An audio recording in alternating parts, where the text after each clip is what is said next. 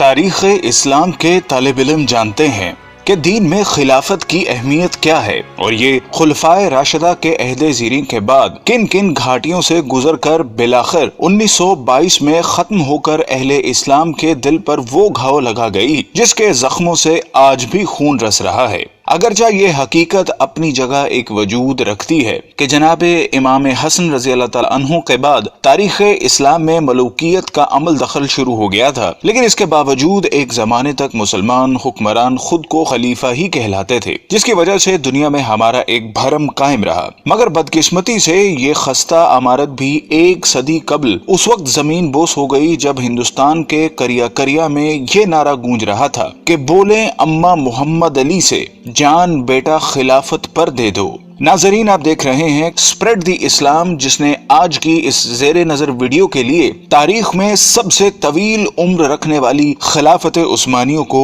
اپنا موضوع سخن بنایا ہے، جس میں اس عہد کے سرسری جائزے کے ساتھ ساتھ اس معاہدے کا بھی خاص طور پر تذکرہ کیا جائے گا جو کہ اس کے خاتمے کے وقت اتحادی قوتوں اور اس کے شکست خوردہ حکمران کے درمیان طے ہوا تھا، جس کی عمر 100 سال مقرر کی گئی تھی، اور ہم جانتے ہیں کہ یہ مدت آئندہ سالوں میں ختم ہو جانے والی ہے، جس کے بعد نہ صرف عالم اسلام بلکہ پوری دنیا میں ایک بہت بڑی تبدیلی کے مواقع موجود رہے۔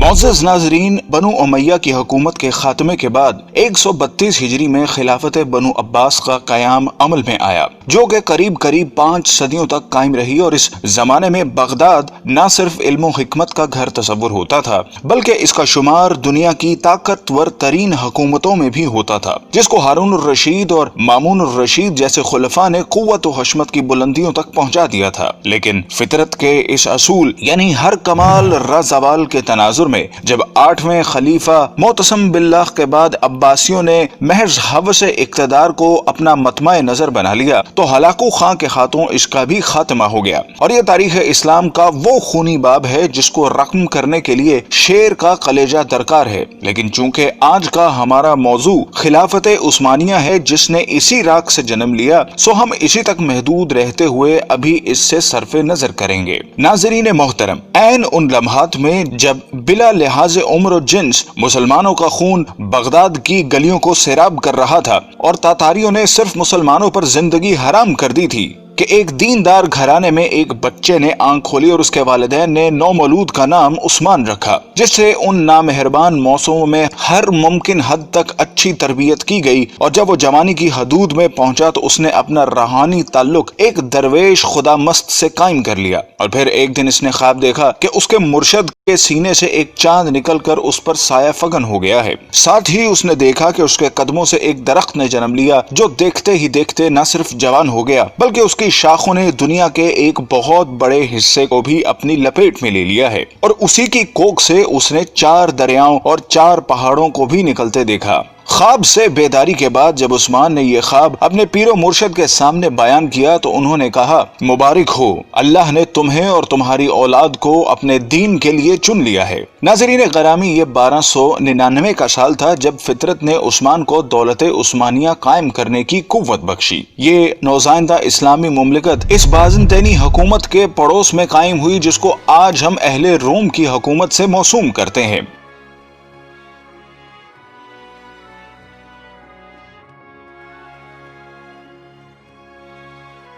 قابل قدر ناظرین، عثمان، جس کو ترک آج بھی غازی عثمان کے نام سے یاد کرتے ہیں، کا عہد حکومت ایک مثال کے طور پر پیش کیا جاتا ہے جس میں عدل و انصاف کی حکمرانی تھی۔ غازی عثمان نے اپنی زندگی میں ایک ایسی سلطنت کی بنیاد رکھی جو کہ آنے والی کئی صدیوں تک قائم رہی۔ یہ عظیم حکمران جب 1226 میں اس دنیا سے رخصت ہوا تو اس نے موت سے قبل اپنے بیٹے اور خان کو جو نصیحت کی وہ آج بھی کتب تاریخ میں ایک بہترین ضابطے کی صورت میں موجود ہے۔ اس نے کہا کہ جہاد فی سبیل اللہ کو قائم رکھتے ہوئے ہمیشہ دین اسلام کا پرچم سر بلند رکھنا اور ہمیشہ عدل و انصاف پر قائم رہنا۔ اس نے کہا کہ میری نسل سے جو شخص بھی اسلام سے بے وفائی کا مرتکب ہوگا تو وہ روز حشر رسول اللہ صلی اللہ علیہ وسلم کی شفاعت سے محروم رہے گا۔ اور پھر اس کے بعد 627 سال تک دولت عثمانیہ پر اسلامی خلافت قائم رہی۔ जिस दौरान कई एक नामवर हुक्मरान आए जिन्होंने इसकी आबियारी करते हुए उसे दुनिया की एक अजीम सल्तनत में बदल दिया। और फिर आने वाले वक्त ने साबित किया कि उस्मान के ख्वाब में आने वाले दरियाओं में दजला, फरात, नील और दरियाए दीनवब शामिल थे,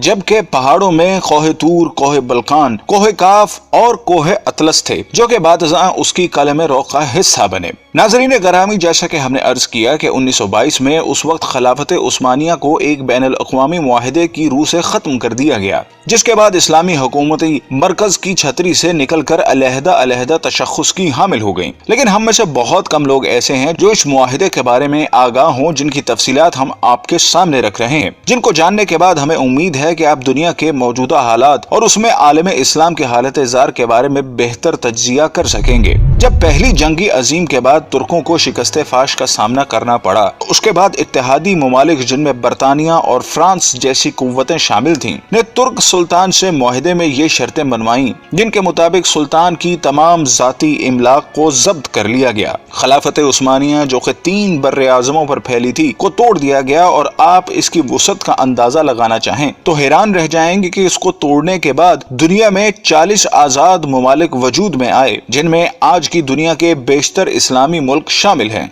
गोया मुसलमानों की कुव्वत मुख्तलिफ 40 दायरों में तकसीम होकर रह गई, जिसके बाद यहूदी और नुसरानी दुनिया के लिए सुपर पावर बनने का रास्ता हमवार किया गया। तुर्की जो कि उससे कबल आलम इस्लाम का मरकज तस्वुर होता था को सेक्युलर स्टेट का दर्जा दे दिया गया। सुल्तान के 3 बर्रे आज़मों पर फैले हुए असासों को जब्त कर लिया गया और तुर्की में आइंदा 100 साल तक इस्लामी निज़ाम के नफाज और खिलाफत पर पाबंदी आयद कर दी गई। इसके अलावा उसको मुआशी तौर पर तबाह बर्बाद करने के लिए ये शर्त भी रखी गई कि वो अगले 100 साल तक अपनी मादनियात, जिनमें तेल की नुमाया दौलत थी, को इस्तेमाल नहीं करेगा और तेल के मजीद कुएं भी नहीं खोदे जाएंगे। जबकि मजीद जुल्म यह किया गया कि इसकी बंदरगाह बासफोरस पर तुर्की की मलकियत को खत्म करते हुए इसे आलमी तसर्रुफ में दे दिया गया और यह शर्त रखी गई कि तुर्क उससे किसी भी किस्म का टैक्स वसूल न कर सकेंगे। ये तमाम शराइत नाफिज करने के बाद साथ ही ये भी तय कर दिया गया कि तुर्क सल्तनत अगले 100 साल तक इस मुआहिदे का एहतराम करने की पाबंद होगी। नाजरीन गरामी, वक्त अपनी मखसूस रफ्तार के साथ चलता रहा और तुर्क मुसलमानों और बिलअमूम तमाम आलम इस्लाम ने यह सदी किस कर्ब से गुजारी।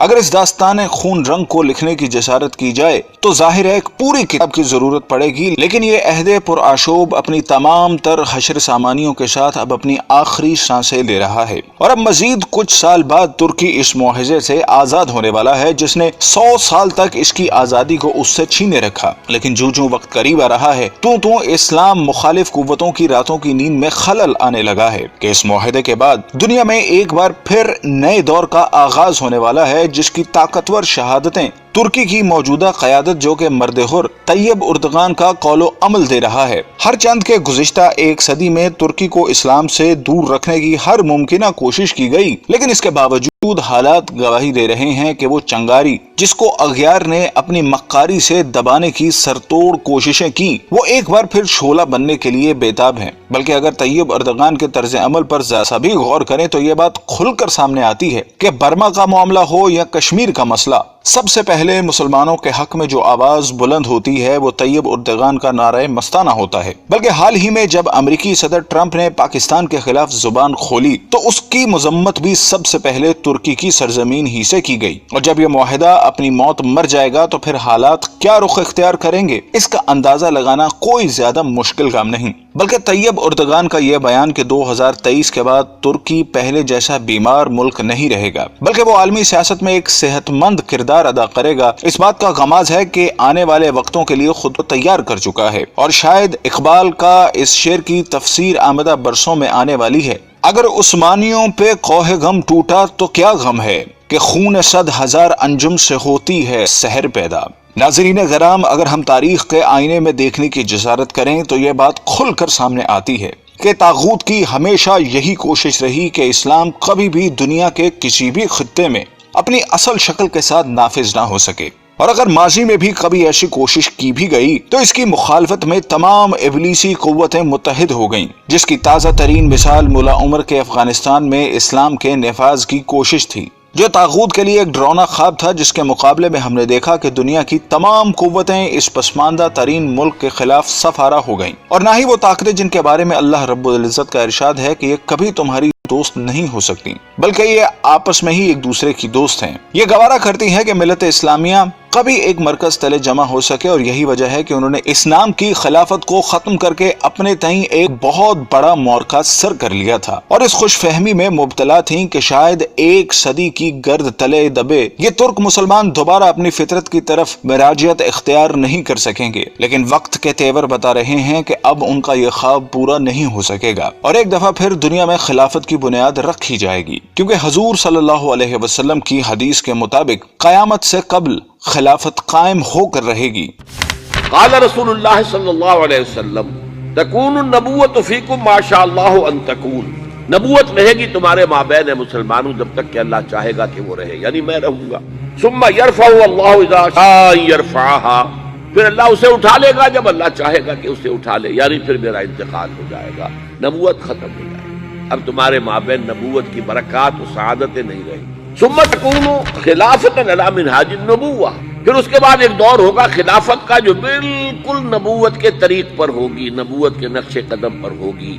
जो निजाम मैंने कायम किया जूं का तू, बगैर किसी बाल के फर्क के वो कायम रहेगा। फतकूनु मा शाअल्लाहु अन तकून, फिर वो भी रहेगा जब तक कि अल्लाह चाहेगा कि रहे। सुम्मा यरफ़उ अल्लाहु इज़ा शाअ यरफ़अहा, फिर अल्लाह उसे भी उठा लेगा जब चाहेगा कि उठा ले। सुम्मा तकूनु मुल्कन आदन, अज़्ज़ा यउज़्ज़ु कहते हैं दांतों से काटने को।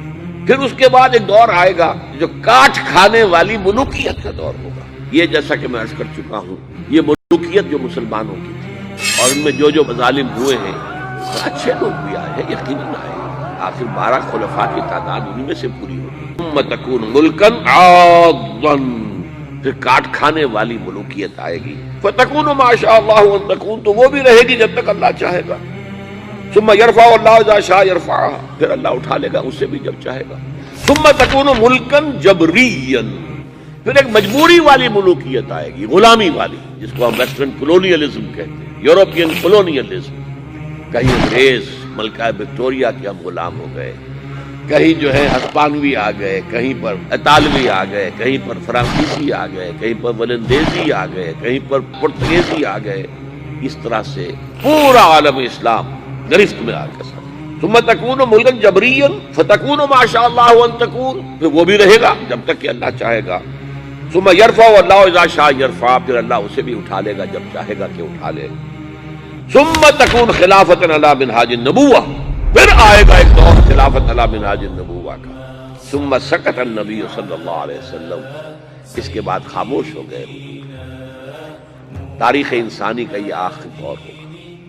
मसनद अहमद में मौजूद हदीस के मुताबिक हुजूर सल्लल्लाहु अलैहि वसल्लम ने 5 अदवार का जिक्र फरमाया है। आप सल्लल्लाहु अलैहि वसल्लम ने फरमाया कि तुम्हारे अंदर नबुव्वत का दौर रहेगा जब तक अल्लाह चाहे, फिर अल्लाह उसे उठा लेगा जब उठाना चाहेगा, यानी जब तक हुजूर सल्लल्लाहु अलैहि वसल्लम रहे वो दौर रहा। इसके बाद हुजूर सल्लल्लाहु अलैहि वसल्लम ने दूसरे दौर का जिक्र फरमाया, फिर खिलाफत मिनहाजुन नबुव्वा कायम होगी। बस ये दूसरा दौर भी जारी रहेगा जब तक अल्लाह चाहेगा, फिर जब अल्लाह चाहेगा इसे भी उठा लेगा। इसके बाद हुजूर ने तीसरे दौर का जिक्र फरमाया कि इसके बाद काट खाने वाली हुकूमत का दौर आएगा। हुकूमत का ये दौर बनु उमय्या और बनु अब्बास की मलूकियत का दौर था। आपने इरशाद फरमाया ये दौर भी रहेगा जब तक अल्लाह चाहेगा, फिर इसे भी खत्म फरमा देगा। फिर हुजूर सल्लल्लाहु अलैहि वसल्लम ने चौथे दौर का जिक्र फरमाया, फिर जाबिराना बादशाहत का एक दौर आएगा। जाबिराना बादशाहत से मुराद गैरों की गुलामी का जमाना है। फिर हुजूर ने 5वें दौर का जिक्र फरमाया कि फिर खिलाफत मिनहाजुन नबुव्वत कायम होगी, यानी फिर पहले ही की तरह खिलाफत का दौर आएगा जो नबुव्वत के नक्शे पर ही कायम होगा। हमारा ईमान है कि वो दौर लाजमन आएगा जिसकी खबर हुजूर ने दे दी है कि आप